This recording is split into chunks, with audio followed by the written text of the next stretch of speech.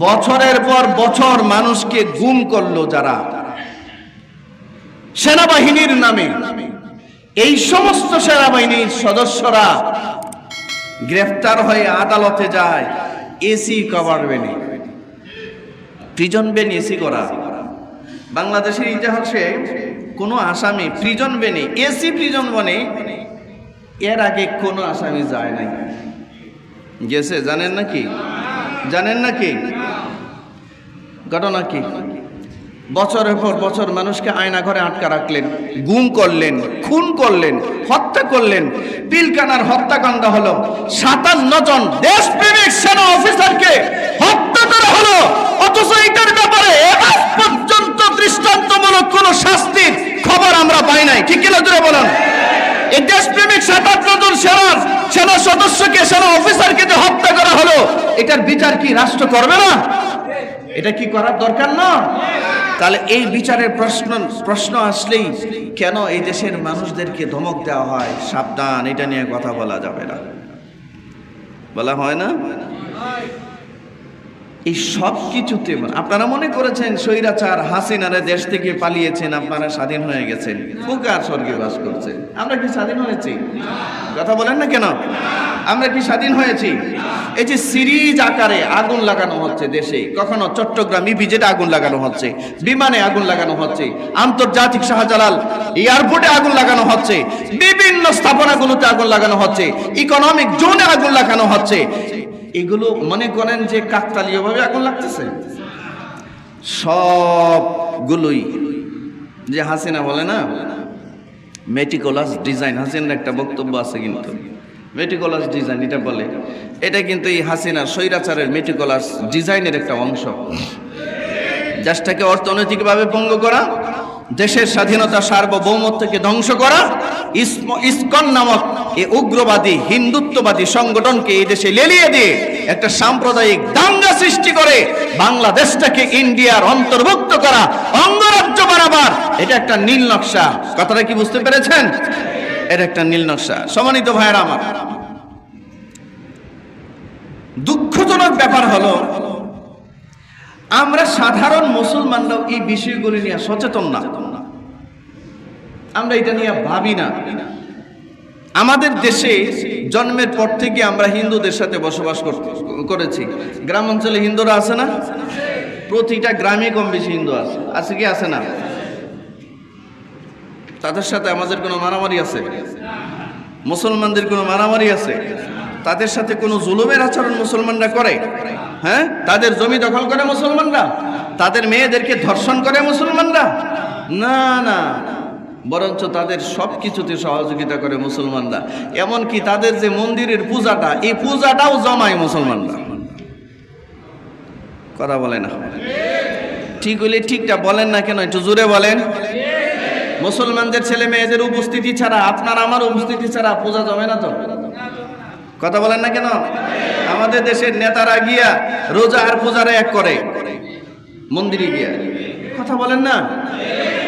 কি বিএনপি বলেন, কি জামাত বলেন, কি আওয়ামী লীগ বলেন, কি জাতীয় পার্টি বলেন, কি এটা বলেন, কি সেটা বলেন, যত রকমের রাজনৈতিক দল আছে, এই সবগুলো পেটুয়া বাহিনী হিন্দুদের মন্দিরে গিয়া মূর্তি পূজায় অংশগ্রহণ করে, মূর্তির প্রশংসা করে, বন্ধুত্বের হাত বাড়ায়া দেয়,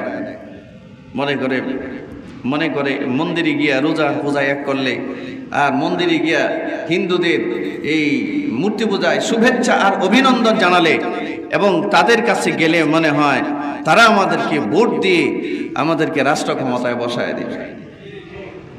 আরে বেঈমান, মূর্খ, বুঝার দরকার, যেই মুশরিক তার স্রষ্টার সাথে শরীক সাব্যস্ত করে, যে তার রবের সাথে কমিটমেন্ট লেস করেছে, এই ব্যক্তি দিবে তোমাকে ভোট। তুমি দিবা স্বপ্ন দেখতেছো, দিবা স্বপ্ন।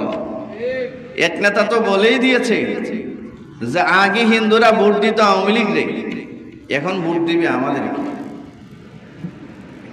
আবার তিনি ইসলামিক দলের নেতা, তিনি স্বপ্ন দেখছেন যে তাকে ভোট দিবে হিন্দুরা।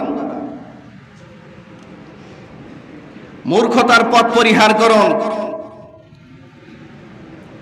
হিন্দুত্ববাদীদের ভোট নিয়ে দেশে দিন কায়েম করবেন, এই স্বপ্ন কোনোদিন বাস্তবায়ন হবে না। কোন হিন্দু বাংলাদেশে দিন কায়েম চায় না, ইসলাম রাষ্ট্রীয়ভাবে প্রতিষ্ঠিত হোক, এটা দেশের মূর্খ হিন্দু চায় না। ঠিক কিনা জোরে বলুন? যে বুঝে না সেও চায় না। আর আপনারা স্বপ্ন দেখতেছেন, পাইছেন থেকে এই দেশের জনগণকে।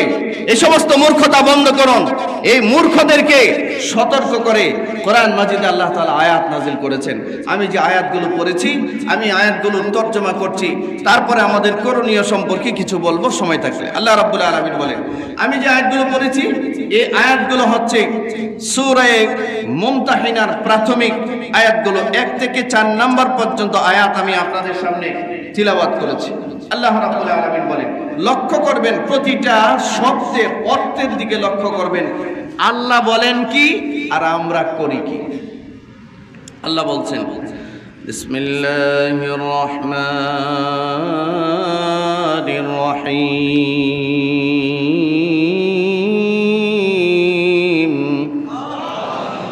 ইয়া আইয়ুহাল্লাযীনা আমানু। অর্থ বলেন, আপনারা বলেন, অর্থ বলেন। এতদিন পর্যন্ত জুমার খুতবা কার সামনে দেই, এই কথা বলতে এত সময় লাগে কেন? জোরে বলেন। হে ইমানদারগণ, মানে কি? আপনি ইমানদার না? কারা কারা ইমানদার? একটু হাত উঠান তো। আপনারা ইমানদার? আচ্ছা, তাহলে এই ডাকটা আপনারে দিছে আল্লাহ। এই ডাকটা কারে দিছে? যে ঈমান এনেছে, এই ডাকটা আল্লাহ তাকে দিয়েছে। হে ইমানদাররা। এরপরে আল্লাহ বলে, লা তাত্তাখিযু, গ্রহণ করো না, অ্যাকসেপ্ট করো না, রিসিভ করো না। কি? আদুবি, আমার শত্রু যারা। আল্লাহ বলেন আমার শত্রু যারা, এদেরকে গ্রহণ করো না। এরপরে বলেন ওয়াদুওয়াকুম, এবং তোমাদের শত্রু যারা। প্রথমে বলেন আমার শত্রু যারা, এরপরে বলেন তোমাদের শত্রু যারা, এদেরকে গ্রহণ করো না। আউলিয়া, ওলির বহুবচন আউলিয়া। ওলি বলা হয় বন্ধুত্বকে, বন্ধুকে ওলি বলে, আরবিতে ওলি বলে। আমরা ওলিউল্লাহ বলি না? ওলিউল্লাহ বলি না? ওলি আল্লাহ বলি, যে আল্লাহর বন্ধু। কার বন্ধু?